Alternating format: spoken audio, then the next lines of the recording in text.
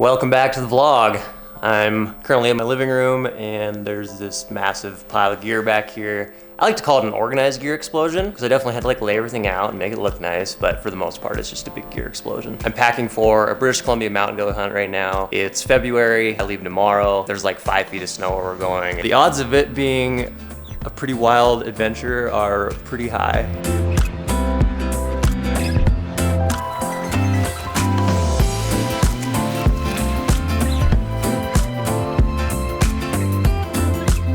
Because of that, because it's such a unique hunt, I'm taking a lot of really unique pieces of gear. And so today I'm just gonna dive into a handful of those items that I'm taking and why. All right, first up is these snowshoes from Northern Lights. Northern Lights makes probably the lightest snowshoe on the market. I think they originated as more of like a running type snowshoe. I've beat the crap out of these ones. I've had them for about 3 years now. I use them on snow and ice and a lot of times walking across dirt. They've held up really well. I got the women's version. That's only because I only weigh like 135 pounds. I could get away with the even lighter one. The men's version, they're a little bit heavier, but they're also a bit longer. Next up is this piece of climbing rope. And by climbing rope, I mean like probably got like 150 pound weight capacity to it. I've also got a climbing carabiner on there. Not so much to like for me to climb on. If we get in really steep stuff, lowering a backpack, tying the goat off so that the goat doesn't fall off a cliff. Kenetrex Mountain Extreme boots. They have 400 gram thin slate in them. On these are Ravel G12 crampons. Full-on ice climbing crampon. One thing I learned last year, I was on a similar hunt up in northern BC for mountain goats in February, and everything was covered with probably 4 inches of ice. All the groundwater had come to the surface and it froze. These came in handy big time. Next up is my favorite trekking pole of all time, Black Diamond Whippet. This is a carbon fiber version. It's basically just your traditional trekking pole, and then it's got this piece of metal on the tip. It's very good for latching onto stuff and pulling yourself up, as well as if you're trying to flatten out or dig out rocks from your camp. Like to put a tent down, this piece works really, really well. Next up, Gallant Amp Booties from Western Mountaineering. Wear them to bed. If I need to get up in the middle of the night or for walking around in camp, visiting our group tent, I can just wear these instead of regular boots.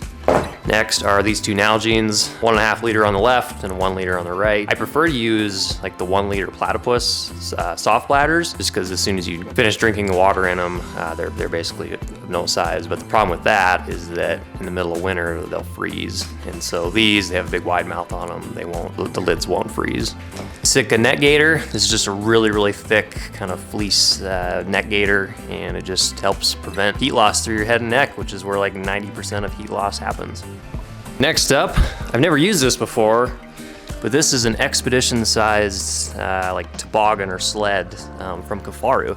Didn't even know they made these things.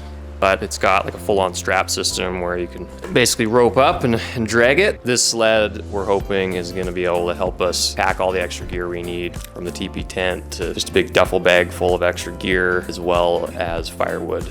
We're bringing our own firewood this year. We're actually bringing fire logs, which are treated firewood. Last year we had a dickens of a time trying to light wood that from dead trees that we were chopping down. We're bringing a Kifaru 8-man teepee tent, and inside of that, this is a large box stove from Kifaru. We'll have long evenings, be able to build some fires, melt snow for drinking water, do some cooking, yeah, stay warm. All right, so that is kind of an overview of some of the more unique pieces I'm taking on this hunt. It's gonna be a wild one. There's 7 of us going. Tomorrow morning, I'm driving up to Cranbrook, BC to meet up with Dustin Rowe, and I'm gonna hop in with him, and we've got about a 20-hour drive from there. There's gonna be probably 3 days of driving just to get there. Then it's an 8-day hunt, 3 days driving back. So probably the next update will be from a really snowy British Columbia. All right, we'll see you next time. Deep snow, avalanche terrain.